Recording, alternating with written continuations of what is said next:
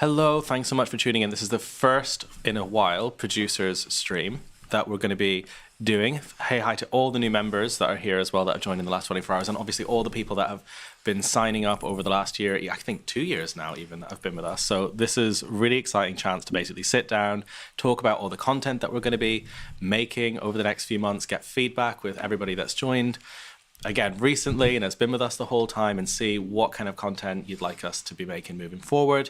But just before we start, I can see a live chat of everybody that's joining on YouTube. If there's any issues, if you can't hear us too well, anything like that, just let us know in the live chat, and then we can do a back and forth and we can make sure it's all working okay. So I can see everything here in this screen through YouTube. Obviously, you can comment on the website as well. You can comment on Patreon, but it might be a little bit quicker to get a response. It might be a little bit easier if you just comment straight inside the YouTube link on the live chat. So hopefully it's all working. This is our first one in a while. We've got a brand new table here, which you can't see actually, I don't think, in this shot. So what we'll be doing at the end of this is I'll change the camera lens and then I'll zoom out and you'll be able to see it. But it's like twice the size of the previous table we've been filming the new Wednesday show on, so we can fit extra panelists. So this is going to be really fun. But yeah, this is really something we're going to be doing weekly. Haven't exactly figured out a day yet. We'd like to talk to you guys about when you think would suit everybody's schedules.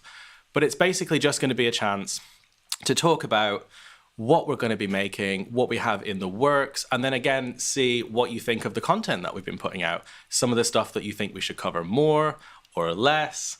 Yeah, so it's basically a conversation. So I would encourage as much as possible, anybody watching now, just to go onto YouTube and just to type as much stuff as you want, asking as many questions as you want, and just have kind of like a two-way conversation. Thank you, Julie Brown, for telling us that it's all okay, it's all working. That sounds perfect. This is also a new setup. We've just got these new microphones for a kind of a new podcast kind of show that we'll be starting soon. George is just with me now. Everything's up and running. So we've got Mick Lynch confirmed in a couple of weeks. I think it's 2 weeks now as our first guest for it. And it'll basically be hour-long deep dives exclusively for everybody on Patreon and Byline TV Plus, with lots of clips that still go out on Twitter. Just going into kind of, say with Mick why he started, everything that he's been doing, what he thinks about all the media interviews he's done that have gone completely viral. It's going to be really, really fun. We want to do it every week with lots and lots of different guests. So, Jackie Smith says, my question, how do I find the YouTube for the after hours each week? I've left the Patreon and joined the TV station. I don't get the emails anymore.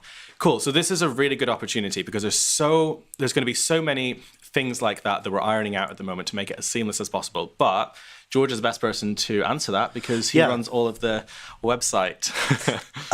So this is something that we're working on at the minute, kind of getting ironed out. So with Patreon, what we're doing now is anyone who's a member on Patreon, you'll get your regular Friday night email with the link, who's going to be on the show, all of that kind of stuff. And we obviously had a few problems with confusion early on and tried out a few different ways of sending out the links. So the After Dark links are now always going to be on that same Patreon email and mail out with the Friday night link. So it'll kind of have a bit of information about the Friday night link, and then it'll have the two links underneath, so the Friday night link and the After Dark link. In terms of if you're a member on our new platform, Byline TV Plus, we're going to have that. Basically, you'll always be able to go onto the members section of the website. You'll always be able to see the latest After Dark there. That'll be scheduled there, so you'll always be able to find it. Also, the Friday night post, the public post on the website, because obviously the show goes out publicly. There is also a really neat little function now. So when you go on the post on the website for the Friday night show, you'll have the play button at the top, so it'll have the title. There's a little blue play button, and next to that on each one, we're going through some of the older ones now, making sure they're all there. There'll be a separate link there for After Dark, a little button, and if you press that, that will take you to the post for the After Dark, so that there is members restricted. So obviously if you're a member, if you're logged in, you'll go straight through, it'll open up the page. If not, it'll prompt you either to become a member or to sign in. You'll get the little restricted access page if you're not logged in or if you're not a member, and from there you can sign in as a membership. We are working on kind of using our integration with MailChimp to get a mailing list sorted. So some of you might have gotten an email from us today who are members on the platform. So we finally got that working now. So what we'll also try and do is send you an email every Friday, similar to how it used to be with Patreon. But if that isn't working, you will always, regardless of what happens, you'll always be able to find the After Dark link in the members section, as a post in the members section on the website, as a button on the Friday night post on the website, and in the original post on Patreon. So you'll always be able to find it in those places, whether or not you get an email. So it's always worth just double checking. We go live at the same time every Friday. After Dark is immediately after the show every Friday. So always check the website and always check that Patreon post if you can't find it. And on the tech side of things, we're always, especially right now, looking at making things more seamless, easier to access, and just a lot more kind of improved. So we're still working on all of that stuff. If you're new and you've just signed up and you're watching this for the first time, we've had quite a few people sign up to watch the table yesterday, then just hold tight. If there's anything that you have an issue with, just email us. And we've got a new website person as well who's helping us with loads and loads and loads of these different things. It is just George and I really kind of running everything right now.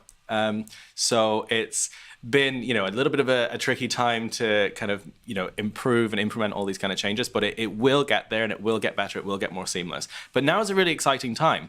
So all the future episodes of The Table, they're going to go exclusively to you guys watching this now on Patreon and on Byline TV Plus, the full debate. So it's actually quite exciting because it's an actual, proper thing that just you can enjoy. And obviously the clips will be going out, but that's going to be a really exciting thing. And it also means that we can sort of, because I think we're quite open and honest about kind of money and transparency and how everything's funded. We're not funded by big advertisers or kind of shady overlords or anything like that. We don't take backhanded deals, anything like that. Byline Times turned down all the COVID bungs and all the money from the government. So a way that the main way that we can survive is basically by you signing up, and then in return, we are obviously giving you access to the full kind of features and content. So I think that's something that's really important, and that's like it's a great thing to be able to enjoy and sort of have like a members community that can watch it and that can really enjoy it. So, talking about The Table, one of the things I really wanted to actually have a conversation about, and I think there's a couple of questions here I'll get to a sec as well, is just what you think of it, what you think of the format. We started The Table as more of a kind of debate panelist show, but last week it really exploded this week when we put out the Dan Hodges debate, and it was more of a kind of a hot seat grilling kind of situation. It was more of, somebody from the right-wing press, the Daily Mail, who could sit there and really have some scrutiny. He could really kind of be held to account by Supertansky, by Marina. And I think people seem to really, really enjoy that, rather than kind of like something you'd see on Good Morning Britain. It was much more of a deep dive. So absolutely. I think we might, if obviously I want to hear the feedback from everybody, but I think that's probably a good route to take the show down, is more of a kind of a hot seat, maybe we're looking next week at somebody from GB News. They've had these issues with funding. We could sort of sit down and maybe really say, how do you respond to all of these ridiculous things that presenters at GB News have put out? Mark Stein's been hired by GB News, obviously, and he's been putting out crazy COVID misinformation, loads of extreme stuff. And no one really, as far as I've seen from GB News, has been properly kind of grilled about those things. So I think that would be a good opportunity to do that as well. Yeah, I think we've found a way to kind of separate things out for The Table. Obviously, initially the kind of idea that we wanted to do was kind of a meeting of minds politically to kind of do a debate show that on the surface kind of looked very much like the other debate shows that you might see on channels like Talk TV or things like Jeremy Vine, but actually to kind of give people more space to be able to actually explore. We have this line in the intro, the kind of philosophical and cultural underpinnings behind our positions, to do something a little bit deeper that's not just debating splashy kind of top line news items for 2 minutes and then moving on, but actually to have the space to really dig deep. Why do people think differently? What are the differences in our opinions? Where can we find some common ground? But also that longer format means that you can't hide behind sound bites. I always kind of joke that it's my sound bite about sound bites from the intro, but it really is a case of when you have that longer format, when we are in the format that we have for The Table, if you want to, someone on the right could just come out and have, this big soundbite moment or whatever, and it might sound good, it might work in a debate on another channel, but actually you're still going to be sitting there at that table with someone for the next half hour talking about the same topic. So we don't just move on. That does get kind of dissected and explored. And that's happening kind of more and more. It's a new format. We're getting there with that. But also we're kind of thinking now about splitting it off and kind of doing the more panel shows side of it to be a little bit less kind of having just right-wingers on for the sake of it and actually really curating who we have on. And then kind of when we have people like Dan from the Mail, we're having people who are specific people from specific outlets and changing the format slightly. So it is more of a, like Kaylin said, they are a little bit more in the hot seat. It is a bit more of a grilling. There is a little bit more of that kind of intention behind it. Just to go into some of your messages. John Connett and Jackie Smith have both said that the new kit seems to be really good. You said you've updated. Yeah, so if you're watching this and you were one of the people that donated to our crowdfunder last month, which was, I think it was for 10 to 12,000, to basically overhaul loads of the audio issues that we were having and just generally fix the Friday show. The Friday show has all these great hallmarks and statements for being great for journalists and but it also has one of these things where basically it's kind of known for always having a couple of little issues, a few little technical issues, maybe starts a little bit late, and that was down to kind of kit restrictions, was down to the fact that we just really didn't have the right equipment. But since that donation, and if you're watching this, thank you so much for doing that, we've really managed to iron things out. It means the table is a lot better. You will have noticed last week the sound is pretty much flawless. The sound here is really clear now. So we've actually really managed to iron all those things out, which is really important. Yeah, so thank you so much if you're a part of that. But yeah, it's great that you noticed. I really enjoyed the Dan Hodges chat.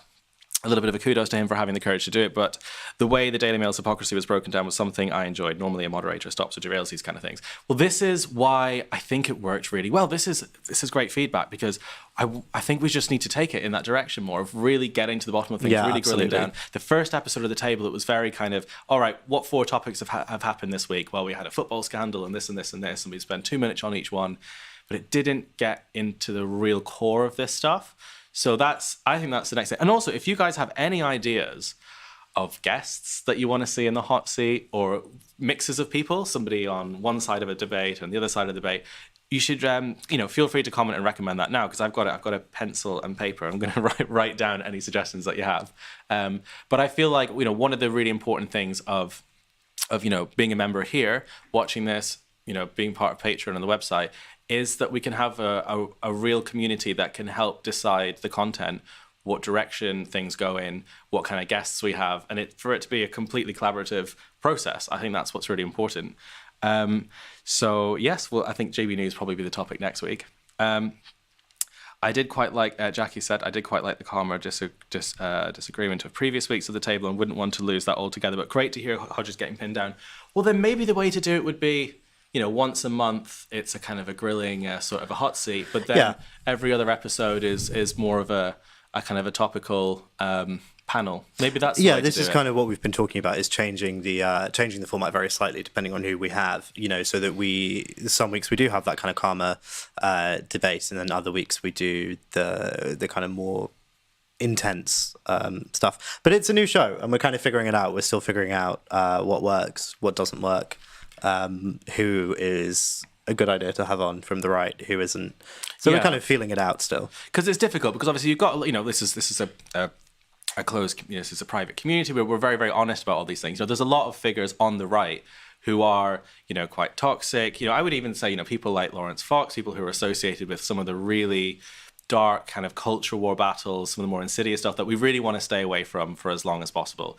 But then the other side of it is, there are people from GB News, and GB News, as far as I can see, is really going down the gutter recently. It's gone from this Andrew Neil thing that could have been vaguely respectable, but has really, as that left, gone totally down to, this Mark Stein stuff, a lot of COVID denial, really. He's been literally kind of, say, the COVID vaccine special that they did, where they said, complete misinformation, saying that like thousands of people had died of the COVID vaccine in the UK, was just completely insane.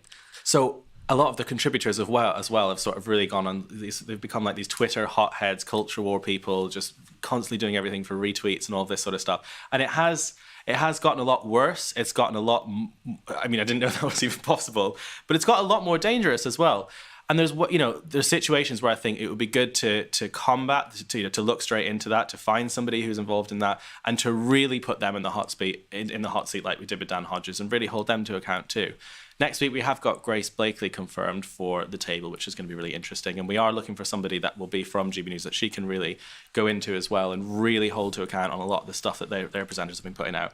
But if you have any suggestions, let us know. And I think there's a difference between platforming someone and really holding someone to account as well, and letting someone have free reign and just say whatever they want, and really going into something, which I think good hosts do. Gemma Forte is really great at that. Obviously, Nicola Thorpe wants to do a few episodes with us, but Marina is really top at this as well. She doesn't let anybody get away with just sitting. Oh God, no, Marina is the best. I mean, so she's been absolutely fantastic.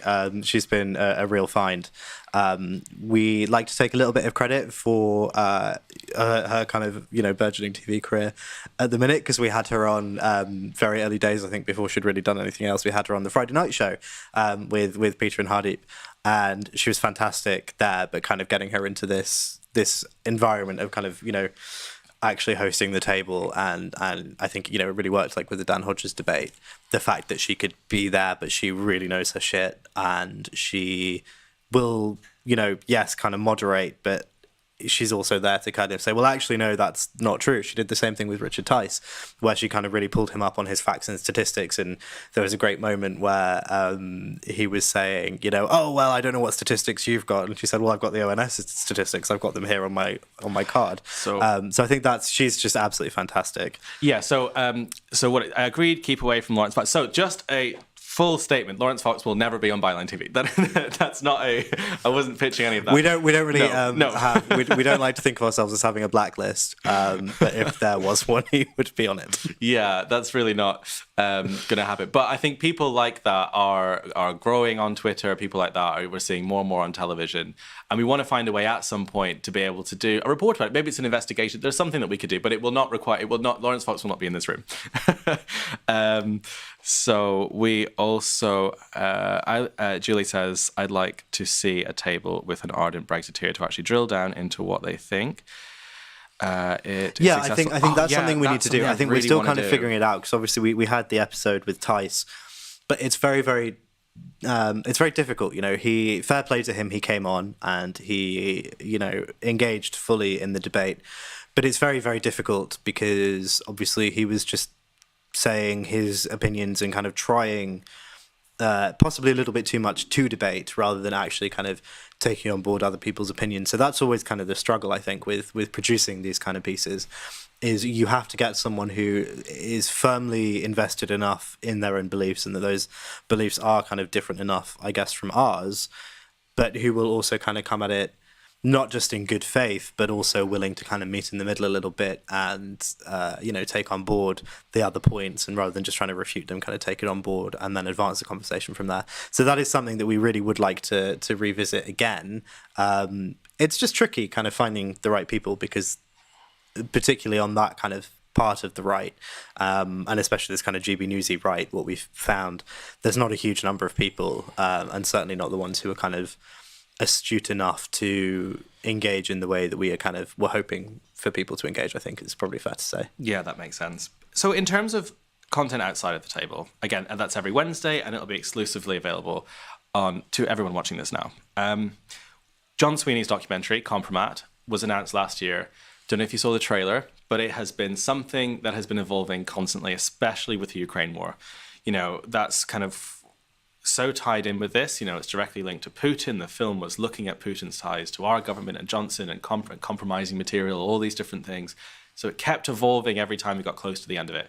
But John sent us the final footage of it from Ukraine, which is where he is now, last night. So it looks... Yeah, it's all recorded now, finally. The updates are all in, so we just have to kind of actually edit it again. Yeah.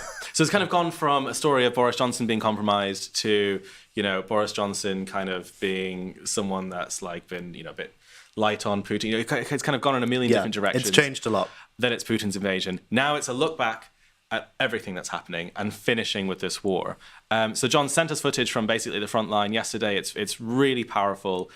We aim to have a draft of it next week and maybe publish at the end of last week. So what we're going to be doing with that, we're going to be getting all the really important bits that the public need to know about, that people need to see, and we'll be putting them out as clips. But the full film will be available just to Byline TV Plus members and Patreon. So again, everyone watching this now, you'll be able to see the full entire program, which is really exciting.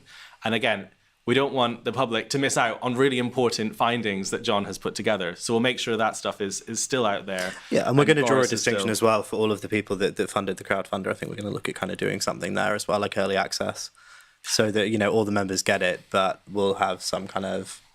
Yeah, maybe like 24 hours or a couple of days early access for the people that, you know, actually crowdfunded it in the first place.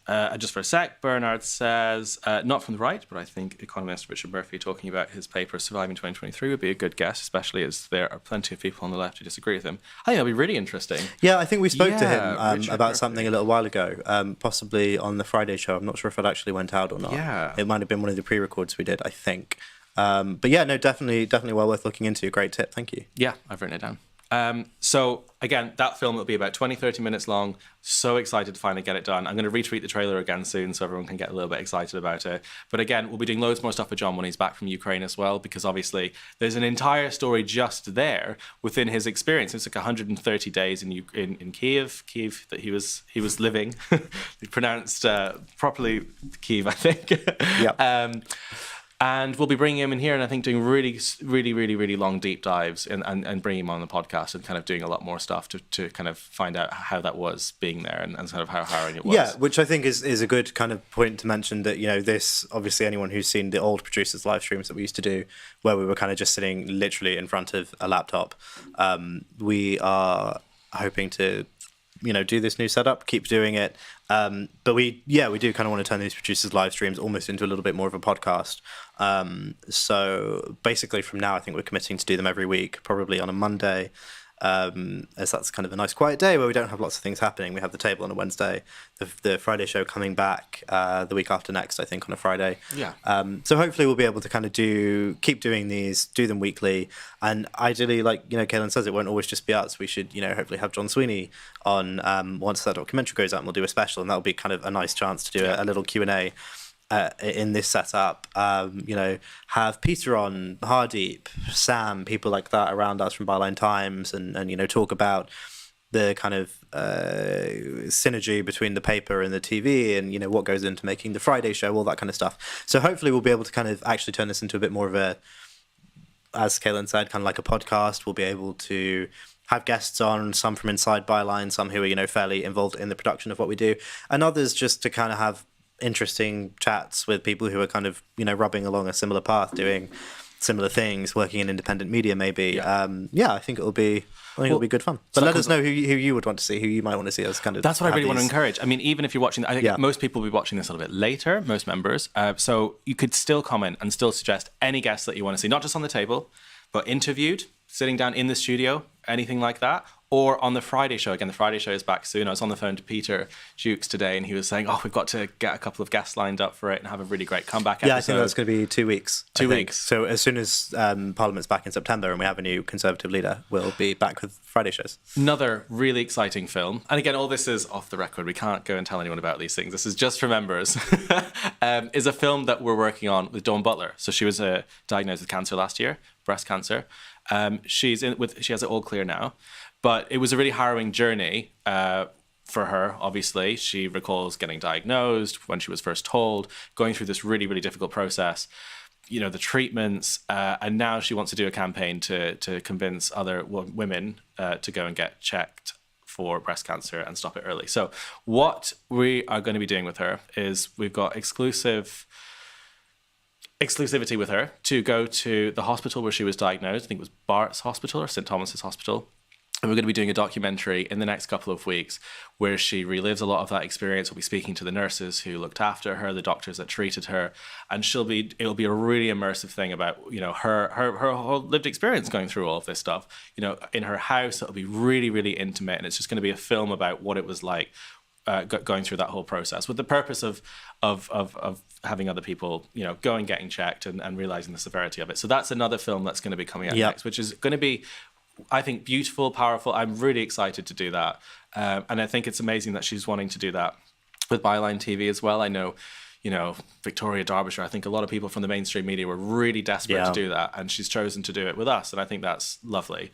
Another film that we are really excited to start working on will be, I don't know if you, I imagine you've seen this. So there was a film that was made about 4 or 5 years ago, and I think it was called The Brexit Movie on YouTube. Yes, it got about 5 million views. It was like the definitive Brexit film. But that was 5 years ago, did really, really well. Obviously, for the last 2 years, I've traveled all across the UK. I've interviewed, fishermen, ex-Brexiteers, lorry drivers, so many people in so many industries that have been decimated by Brexit. So, a really, really, really comprehensive film. So what we're going to be doing is making kind of like the 2022 version of that. We've had Brexit kick in for about 2 years now, since January 2021 year. And it's going to be compiling all of those films. It's going to be interviewing Liz Webster, who's the farmer who runs Save British Farming. You might have seen loads of people like Mike Goldsworthy, maybe even Brexiteers who've changed their minds. We want to talk to as well people like Richard Tice about vague recollections of it. The fact that kind of Brexit isn't going the way that a lot of Brexiteers wanted as well. So we really want that to be, the vision is for that to be the big definitive Brexit documentary that covers from the kind of even the anti-EU movement in the 70s and 80s, and kind of where that died down for a little while, but there were still kind of things going on in the background, and how that really set the foundation. What happened before Nigel Farage and UKIP and the referendum, and then kind of looking through like the referendum, the Leave campaign, the lies, but also looking at Project Fear and what went wrong with the campaign, and looking back at how much of that has turned out to be true, but was communicating that the way it was communicated really the best way it could have been done, and then kind of looking at the immediate aftermath and where we are now 5 years on, and then kind of what the future is. So we really want to have it as something really definitive, a really heavyweight kind of signature flagship documentary piece. We want to go to Brussels. We want to talk to hopefully talk to people from the EU, negotiators who were there, people who were part of the kind of decision making on that side, to go through their experience of what it was like, stuff you might not know, stuff that we might not know.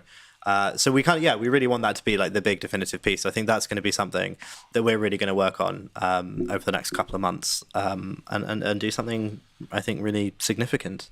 Well, FSM has said it would be good to see the effects of Brexit of those who are on the ground. That's what I'm so excited about, because we really, were kind of known for those reports where we went all the way up and down the UK. I think I travelled like 2,000 miles or something, going and speaking to, I would literally get to a point where I really just wanted to get away from the commentariat on the BBC and on ITV and everything, who were talking about what potentially could happen and who predicted what. And I remember I was driving around country roads, and I'd literally just stop off at a farm shop or at a farm and knock on the door and being like, hello, have you been affected by, trade and the new Australia trade deals or Brexit or any of these things? And really getting earthy, real responses from people that have never been on television before. And I think putting that all together into a full film would be really, really cool. And I can't wait to get back to that again. It's been time where we've been developing The Table as a new show recently, but we're really going to be going back very, very soon and doing loads more of those reports again, which leads me on to the next thing, which is another series we kind of want to look at, which is obviously the cost of living crisis. So I'd love to get your thoughts on how we should cover it and where we should start as well, I think, because it's such a big topic. And if you're watching this later, let us know in the comments, either on Patreon or YouTube or wherever, because this is, a great way for us to interact. So even if you're not watching it live, let us know. We will be checking back to see what you think. So obviously we'd love to go up and down deprived parts of the UK and speak to food banks, really talk to people that have been deeply affected by the crisis, rising energy bills, look at how they've been betrayed by the government or their local government, looking at how their lives are actually changing. Obviously, if you watch the news, a huge amount of it, and the problem with it is it's still economists, analysts, numbers. There's not really a human face to a lot of this stuff, and I think the reason that I did a huge amount of that reporting, again, up and down the UK, was because if you really want to understand an issue, then you need to go and see directly from the source the people that are affected by those issues. So it's going to take a lot of, just basically going up and down the country again and really, seeing areas that are the worst hit, or areas that aren't hit, and then putting together a report on it. So if anybody has any sort of ideas about where to start with that, or what you'd like to see covered, then let us know. Because again, it's a full collaboration. I mean, that would be fantastic. So, if Jackie says, if you want a farmer, James Redbanks is a great person, is a great speaker on small. That sounds fantastic. I've saved your comment, so I'm going to actually go and reach out to him. Yeah. Again, every time you suggest somebody, we will actually chase it up. It's like something I think is really, really important. All the stories that we've got that are really important have been through people suggesting us, people in the Bylines networks, comments that we've gone and chased up, and it's so valuable. I mean, it's so important as well, because we are subscriber funded. It is you guys who pay for us and enable us to do what we do and keep doing it, and that's really important for us. But it's also really important generally, right? That we talk so much about the billionaire owned media. We talk so much about the COVID bungs and all the press got, during COVID and all the kind of positive coverage that secured. We don't have any of that. So we need you guys. But also the flip side of that is that, we are independent media. I don't like to think of ourselves as kind of alternative media in the sense that you have, YouTube alternative media. I always say that we're independent, but not alternative, right? So we exist outside the system. We're not owned by anyone with vested interests. So actually we can represent you guys, and we can go and look at the stories that you guys want looked into, that you want investigated. We can talk to the people that you want us to talk to. Yes, Kaylin and I have our own ideas, just like Peter and Hardeep have their own ideas, and we have things that we're interested in. The table was very much from us kind of being fascinated by these political conversations and the kind of differences between us and our friends, and where the middle ground might be on certain issues, and actually healing those political divides.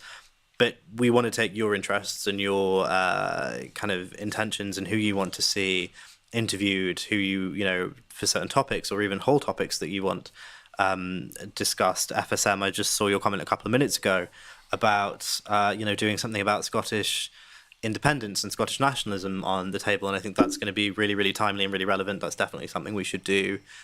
We've had a few comments similar over the last few weeks, especially with everything kicking off. So we're going to start looking into that. We're going to start trying to put together. I personally don't know that much about it. I've got some family that live up in Scotland, but they're not hugely invested in politics. So we need to kind of look into it a little bit, see who's got different opinions that could kind of be interesting to put together, but making sure that we're finding people who are well informed and really know what they're talking about and can talk about it. So if you do have any suggestions, if any of you guys have got any suggestions for people that you think would be not just a topic, but people that you think would be good on a topic for something like the table, or even Friday night, but particularly the table, that's a great opportunity for you guys to let us know what you want to see covered, who you think would be good covering it in terms of who you think would be good from kind of putting your views or our own views across, but who would be interesting to be cross-examined, and then also questions. One of the things we really want to do is questions for the table. Is we're gonna the first couple of episodes we did, we kind of had a few different topics, and we didn't really have enough time to go into things really deeply, and more recently, as I'm sure a lot of you have seen, we've kind of given over an episode, full 45 minutes or an hour, a full episode to one topic, which leaves loads of space for your questions, so we can let you know in advance what the topic is going to be one week, and then hopefully in these streams or in the comments or wherever, you'll be able to let us know actual questions, and we'll be happy to put specific questions that you guys might have. So say we're going to have Richard Tice on, as we did a few weeks ago for One About Brexit, let us know what you want Richard Tice to be asked. Are there questions that you want to put to him? Do that, let us know. We kind of want to channel you guys and kind of really put you in the driver's seat in that regard, I think. Perfect. James Redbanks is also an eco-farmer too, very interesting on the changes he's made to be more climate friendly. Just written down his saying, I don't have a pen, so I have to use a pencil like a strange person. So I've written that down, which is perfect. Thank you for that. I'm going to follow all of this up. I usually speak to Liz Webster about all of this. She's my go-to farmer. She seems to know all the farmers in Britain. Liz and she's quite possibly the most connected person in the country. She's so on it. She's it kind of comes from a campaigning background, I think. I think she was campaigned for a while for the Lib Dems, but also Save British Farming. Is it that she when I is- first is went to her chair of? house, I remember we were driving down a country road and I just couldn't find it anywhere. It was in the middle of nowhere. And then I saw this giant sign in the side of the field, Save British Farming, Lib Dems or something. I thought, I think that might be Liz Webster's house. So she's very connected. Yeah, and she's been such a great help to I us think you as need well. to get economists to bust some of the economic myths. Of course. I think it's about balance. I think if you do your entire program speaking to pundits in London and economists in London, then again, you're not getting the reality of the people that are affected by these things. So that's fine. So I think it's just about getting a good balance of it. So I do the field reporting, driving around, all that kind of stuff, and George will do the studio stuff. So I think it's a good balance about getting all these things covered. And that is as well. That's something that I've wanted to look into for a while. I think it was Grace Blakely, who is a good friend and has really come into her own in the last couple of months. She's amazing. But a conversation I had with her where she was saying one of the things that really needs to be dispelled is this kind of Thatcherite myth of the national, the economy, the national budget as something that needs to be managed the same way you would manage a household budget, and that really isn't the way that it works. So yeah, ideally her, other people, obviously you guys mentioned Richard Murphy before as an idea, but anyone who's kind of on that, in that arena, let us know. Anyone again that you would think would be good to talk to. FSM said, why trickle down is a failure? So we've booked Grace Blakely for the table on Monday, which is when we pre-record it, but also for Wednesday to do a really deep dive conversation with her. I didn't know we were doing both. That's great. That's fantastic both. If we're doing both. So we have a real hour with her as well. So this is actually a great point. So I'm going to add, so FSM said, why trickle down is a failure? I think I'm going to do a whole thing with her then, probably explaining that. That's actually really good. That's really good. That's really good timing. I didn't think of that. That's a great thing to talk about. These things are really going to work as a format, because we can talk directly to you. You can let us know that stuff, and that's really helpful actually. For that's the stuff really helpful. We've got coming up next week to be filmed. Because I was thinking of what we could. So Joe Price has said you've had some excellent environmental experts on the Friday night show and writing for Byline Times. I'd love to see more of this. Yes, especially given that there's poo in all the rivers again, that everything is polluted again, that we have really, really serious reports. It's gone to shit. Excuse the puns. So I'm going to get back on the road. I'm going to do all of those very, very soon, probably in the next week. And really start covering that again and covering like the impact it has on locals. But this is kind of the most extreme it's been. And I think a lot of right-wingers have said, oh, well, it's because of the drought and the weather and things being rushed. But this is something that we've been seeing since Brexit and also since a lot of government deregulation. And another really exciting thing, which actually has to do with this comment here by John Connett, is Fergal Sharkley would be great. We've got Fergal's number and he really wants to do something I think with we've been talking to Fergal for Byline Time TV started just over 18 months ago, and we've been talking to him for probably like 14 of those months. He's very helpful. He's given me lots of advice on how to cover this, but he's just very busy. But now is a great time. I'm going to get into a car with him. We're going to go out and we're going to cover this. We're going to pin him down. Yeah, I'm going to force him to do it. But he's been really great. He's really set us up with a lot of great locals and reports about these things. But yeah, we're going to do some stuff with. So basically, the cost of living crisis, the Fergal Sharkley collaboration, and he loves the work that we did. I did the one with the kayak. I don't know if you've seen that. The woman who kayaks all the time in Northumbria. Who had all of these issues with watching all of her lakes go downhill. We did chalk streams, watching these amazing chalk streams get dirty. And then we went to Brighton. We spoke to people who go swimming and watch the sea get worse and worse, full of plastic and tampons and things. So we've done those reports, and it's really nice to hear you bring those up. But we're going to do more deep dives into them, I think. Jackie Smith, and you could talk to people from the Land Workers Alliance about how micro producers are coping. So that's the Land Workers. Yeah, these are all really good suggestions. Looking here as well, Julie. Nice to see you, Julie. Penny Pepper on the effect of the cost of living crisis on people with disabilities. That is going to be something I think that we're really keen to do. We're really keen to get her in for Friday night with Byline Times as well.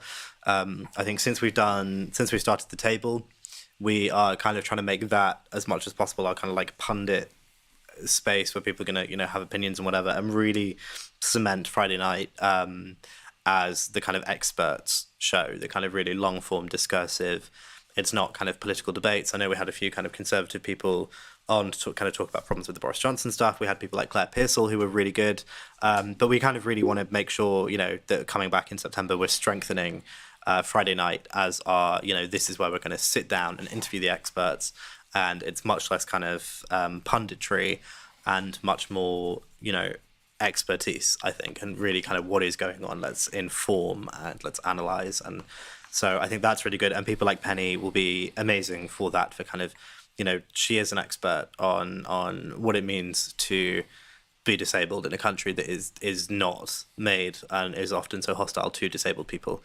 She's fantastic at the festival. So yeah, really keen to kind of to get her in. So that's a great suggestion. Thank you, Julie. We are Kaylin is, I don't know if you can see, Kaylin is writing all of these Well, the chat disappears down. Actually afterwards, so I have to make sure that it's all written down. So every one of these suggestions is really helpful, because I can look at this on Monday morning and think, right, who can we call, who can we line up, and this is fantastic. And it's just us two as well. We always look at what's going on in the news, but that's also filtered, curated.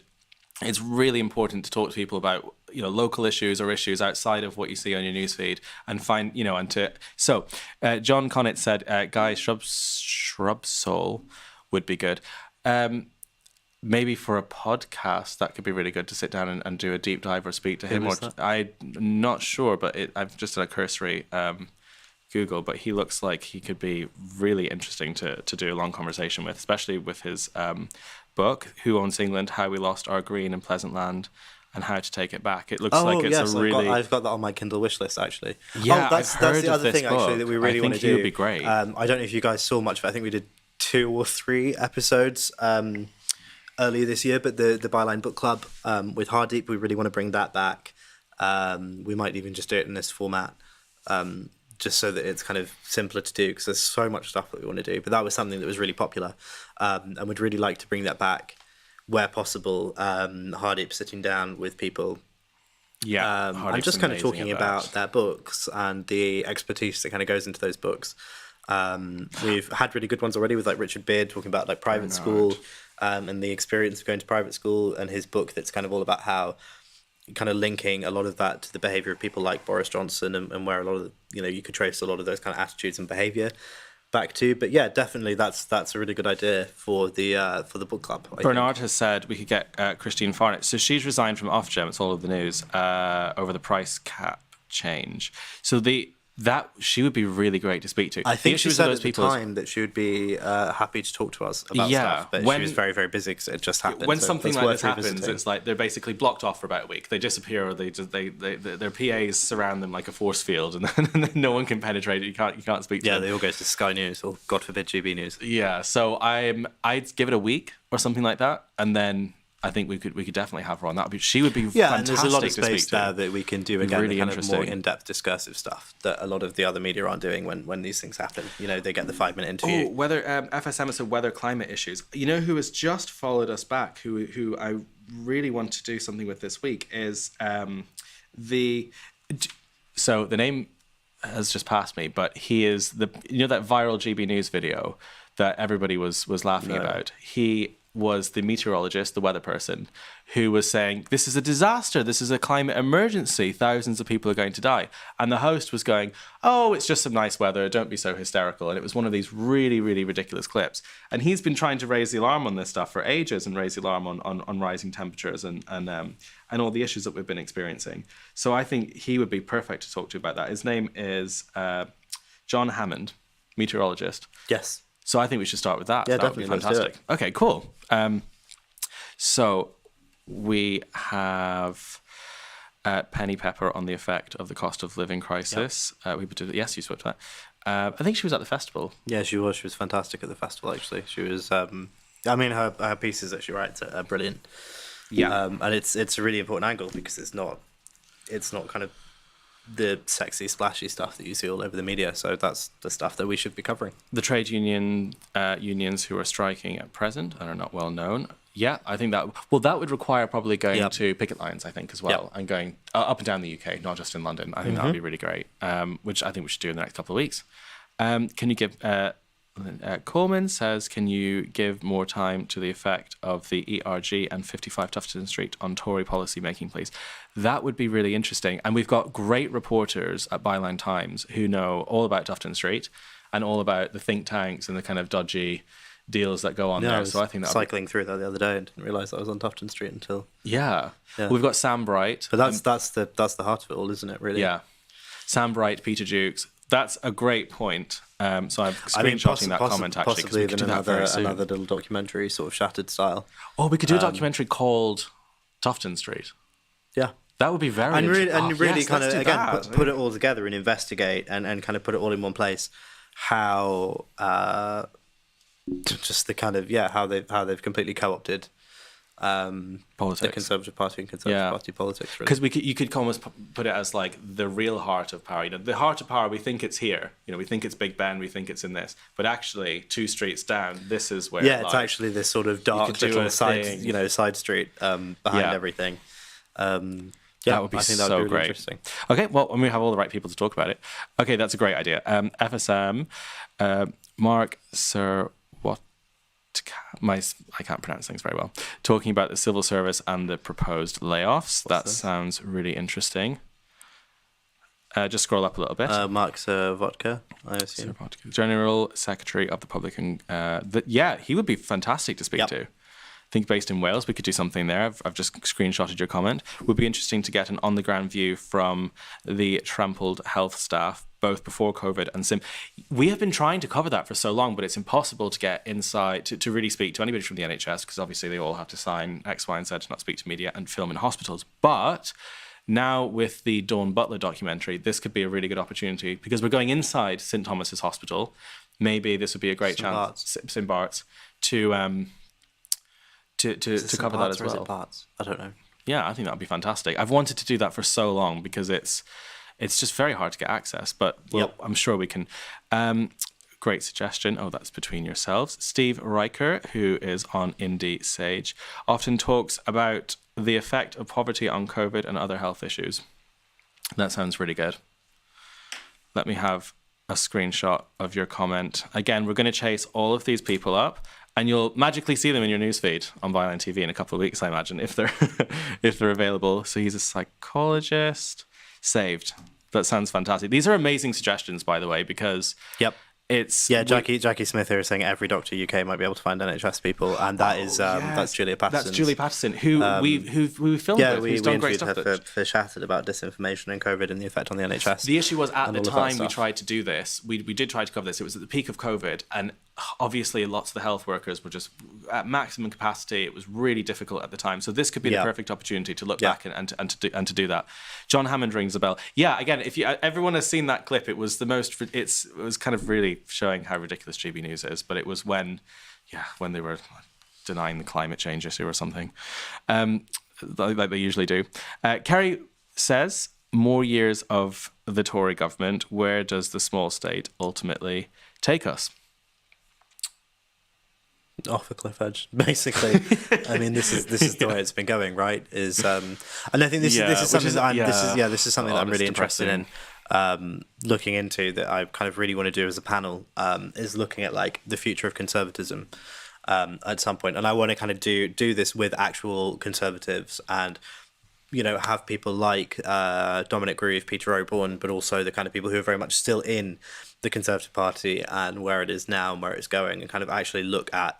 It's just something that I find personally fascinating. So let me know if you think there would be any scope for this. But actually, looking at what are conservative politics, what is conservative ideology, what are ultimately the kind of differences. If you look at we had, I think it was the first episode of The Table that we did.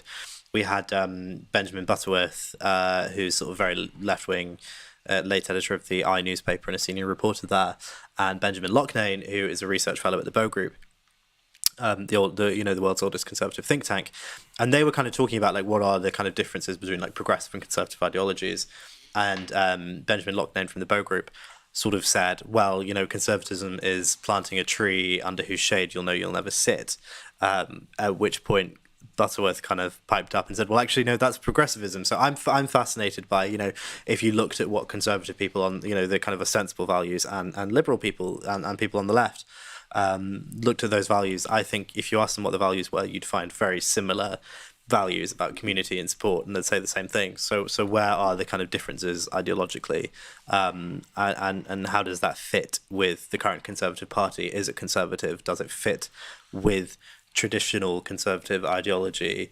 You see people like Rory Stuart, Dominic Grieve, who can basically no longer be part of or have anything to do with the current crop of conservatives because they see it as so different, to actual conservatism. And if it's not conservatism, then what is it? Is it just rampant libertarianism? I think it would be really, really interesting to kind of look into that and have a panel of people, who are in that world, and kind of various shades of it, talking about that and discussing that. But similarly, I'd like to do, the same thing for the left. What is liberalism? Is it just this, terrible centrist movement, or is it still a fairly kind of left-wing thing? What is the future of Labour, and what is the future of the left? What are the ideological underpinnings of the left? So those are, hopefully kind of panel discussions, not necessarily kind of debates, but just discussions, just informative explorations, I think, would be really, really interesting. So Stella said Sharon Graham, who I've just followed on Twitter from Byline, I think. She's an excellent person to speak to for the podcast as well, or maybe to go and talk to her about trade definitely. unions. That's another fantastic suggestion. Also has said could have a program on the rise of the far right, particularly in 2019 intake, who block constituents who disagree with them. Midlands Byline Times have done some good posts. I don't know about this. It sounds really interesting. So it's the far right 2019. They've been blocking constituents who disagree with them on Twitter, I guess. Yeah, and I mean, again, this is one of the things that we've been talking about is the kind of degradation of politics generally, but it's happening in the Conservative Party so much faster that it would have been unthinkable even 5 years ago for to be blocked by your MP on Twitter. It's insane that the current crop of Conservatives now just kind nothing matters. Yeah, they just do whatever they want, and that's not just in the in terms of kind of breaking international law to retroactively change parts of the Brexit agreement, but actually these tiny little things that would be unthinkable, these little kind of things that don't matter that much on the surface, but actually really do matter when you stop and think about it, because your MP, regardless whether you're left or right, regardless whether you voted for them or not, your MP is there to represent you, and you should have access to them. Kyle Taylor, who we've done a lot of stuff with from Fair Vote, who wrote the Little Black Book of Data and Democracy, which is published by Byline. He's kind of American but has some British heritage. But he made this great point that, the weird thing about British politics and the MP system is that in America, like, your Congress people are there in Congress, they're dealing with the big stuff. Whereas in the UK, your MP is kind of dealing, on a Thursday, they're dealing with, problems with bin collections. But then on a Friday, they're voting on whether to bomb, Syria. And that's that's a really unique thing. But those MPs who are making those big decisions do also need to be accountable and available to their constituents, regardless of who they are. And I think blocking constituents on Twitter really goes against that. That's a kind of fundamentally insidious thing, I think. So Peter Burke has said the government attempts to roll back on metrication, a really hot topic. Oh yeah, that's sort of all like the measurement pint glass crowns coming back on it. Yeah, just absolutely insane Brexit stuff that they're doing just to kind of embarrassing. Yeah, it's insane. We'd find someone really good to just basically do, the talking heads we used to do. Otto was great at them. Yeah, where he would just stand and just read from a script and just blast the government on something. He did, the truth about Boris. Maybe he would be good at that because he's very good on Brexit. We need someone really fiery who can just put the final nail in that topic, I think. Peter has also said the demolition of the NHS by the Health and Care Act. Yeah, it's such a huge topic. It would be really great. Again, probably to do another film on that, on the entirety of that with the NHS. Yeah. I think that'd be fantastic. Let me see. What is the next comment? Let me just double check here. Let's have a look. FSM saying would be interested to see a discussion on the monarchy, what happens after QE2. Yeah, we did do that a little bit with Yasmin.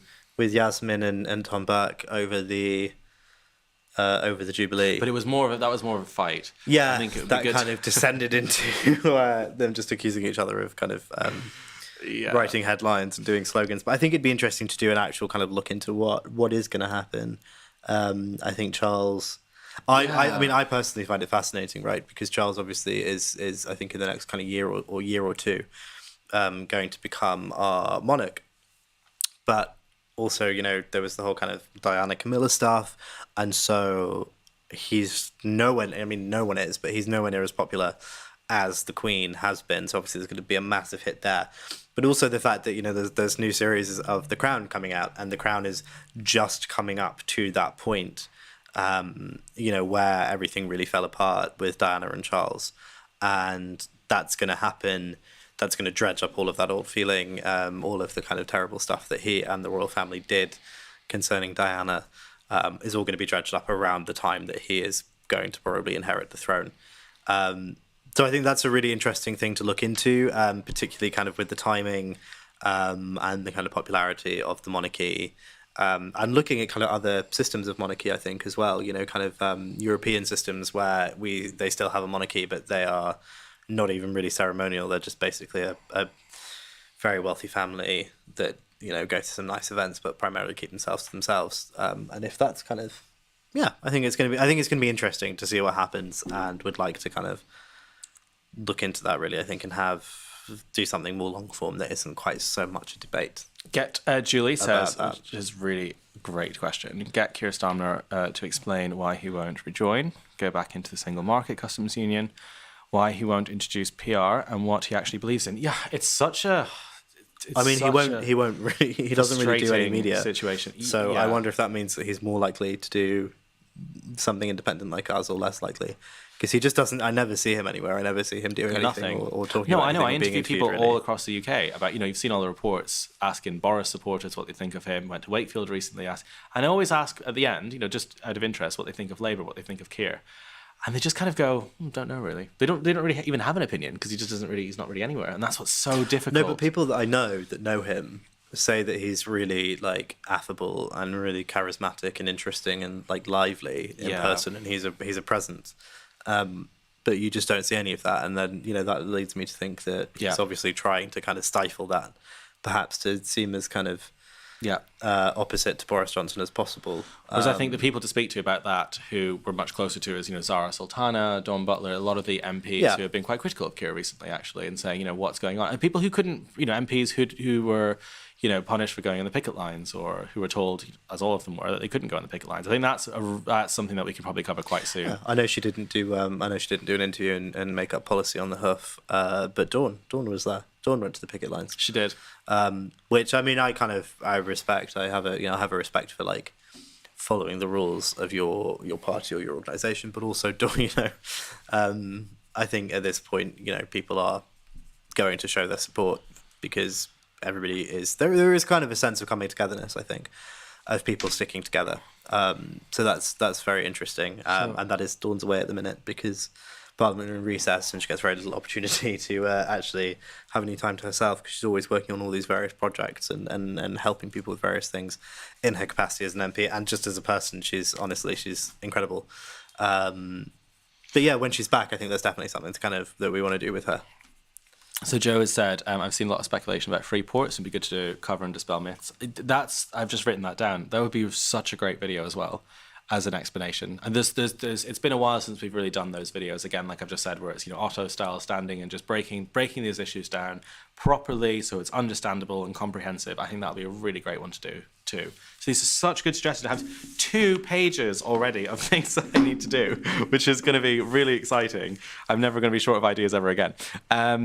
Would be interesting to see, FSM said, would be interesting to see a discussion on the monarchy. Oh gosh, that's an old comment. Let me just scroll down here. 1 second. Unless you can find the next one, George. My laptop is being silly. What do you see there, George? Just sort of stuff about the charter cities. Oh yes, of course, yeah. Yeah, Julie is saying that James O'Brien would be good on the table. We did actually ask him. He said no straight recently. away. He said no, but I think that was something to do with Richard Tice. It's because Richard Tice was on. He loves the show. He watches the table. He loves Byline TV. Loves Byline Times. He's talked about it on his radio show. But that particular episode, we really wanted someone really strong to go up against Richard Tice, who knew Brexit back to back, could really dispel a lot of myths. Yeah. But I think he just thought it was a bit too far to share a platform with him. So I think that was Mike Goldsworthy instead that did that. But I think James O'Brien would be great on the table, but also I'd love to just have him for a full couple of hours sitting down, really going through all of the best moments. I think that'd be fantastic. So he's number 1 on the list as soon as he gets a second. So that would be great. I mean, this is the comments so far. If you have any other questions, keep them coming, obviously. And if you're watching this after now, then comment as much stuff as you want. Email us, DM us on Twitter. There's a million different ways to speak to us. Suggest ideas, topics, any of these things, because you'll see them on. We end up making them. You'll see them in your feed, which is really exciting. So in the immediate time, we've got the table next week. It's going to be about GB News and whether it's destroying society or not. So just a light subject. We've got, I'm going to be going and seeing Liz Webster, and we'll be talking about all the rotting food that's been all the farms recently. I think it's £60 million worth of rotting food when we still can't get it even to the supermarkets because of Brexit. That fantastic piece from the Express as well about... That was it. Oh, here's why it's okay to eat mouldy food. I saw a great before and after on Twitter, how it started, how it's going, of the Express saying some great stuff about Brexit, and then kind of, now they're telling you to eat mouldy food. Yeah, and I think I'm going to do one final streeter before Liz or Sunak comes in as well, which will be asking Tory voters who they want, and doing a couple of things in Boris's constituency and their constituency, and I think probably to highlight just how unpopular all of the candidates really are, and actually just how unpopular the Tory party is at the moment, going down the route of the culture war stuff and the kind of nonsense that they've been pushing recently. I think that'll be really, really good to expose. And then before we finish up as well, Kerry has said it would be interesting to hear a discussion about effective protest. We've never done that before. I don't think we've really gone into the actual topic of protest and what is effective. So that would be really interesting. That would be great. The kind of anti-protest bill and all that kind of stuff. I think we've spoken to Patsy Stevenson and a few other people who were involved in the Sarah Everard protest. So maybe it'd be really good to revisit that. I think that'd be fantastic. Okay. Yep. Well, that's what's happening. That's what has happened. And again, if you've signed up recently, welcome. Hello. If there's any issues you have, any questions you have, feel free to contact us anytime you'd like. And if you've been with us the whole time, which there's plenty of names I recognize here who have for 2 years, I think, nearly 2 years. Thank you so much. It's been thank you. Amazing. We've made hundreds of videos, like 1,000 hours of content, and we wouldn't have been able to do any of it if you hadn't have supported us. It's been, I can't believe how much time has passed and how much stuff we've covered. No, it's been amazing. And we're about to hit 100,000 subscribers on YouTube, which is great. We were kind of growing really quickly for a while there. We kind of got thrown off for a little bit, but we're kind of really back on our pace now, I think. And really getting ahead, growing fast again, which is fantastic, able to reach more people. 93.4. It's closer to 100,000 than zero. So you need to make sure that all of our content, you're kind of liking it, sharing it, helping the algorithm. I know you guys always do. You're kind of more our most core people, and like Kaylin said, we really couldn't do it without you. But yeah, just keep kind of spreading the word, liking, sharing. We'll come back. We're going to be doing these regularly now, and really commit to it. We're going to talk to you more. Take your ideas, take your feedback on board. Let us know what you like, and what you'd like to see. Let us know what you don't like. We see a few of the comments of, things that aren't really working. But if there's something that you don't think is working or you'd like to see done better, let us know as well. Yeah. We're here for you and completely open to you guys. Perfect. So it's been really great. I have so many notes and I have so much to do now. So I'm going to get on and make all of this content, interview all of these people. It's honestly so helpful. Again, what you want us to cover is really, really important. The final thing I'll say is, the media decide what they cover based on their executives and what they think people want to hear. We're covering this based on what our members want people to know and what they want covered, whether again if it's local issues that are affecting people directly or things that you think the media aren't covering properly, which I think is probably the best way the media could operate, really, is from absolutely their members rather than from the upstairs. So thank you so much. It's been amazing. And George is going to end the stream at some point somehow. Can you end it from here? I just need to figure out how to do that actually now, but we'll see you again next time. We'll let you know. We'll post on Patreon. We'll put it in the email. We'll do everything. Sorry, I'm just literally trying to figure out how to end this now. You can get up and do it if you want. I'm controlling it myself. If you need to go to the computer, I can wait here. But we'll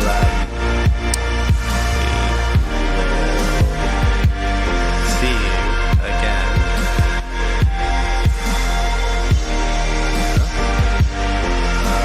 Got it. Okay, wait. So this is what we're talking about. It is the first stream on a Friday this week. There's so much tech here. It's literally just the two of us and Ken.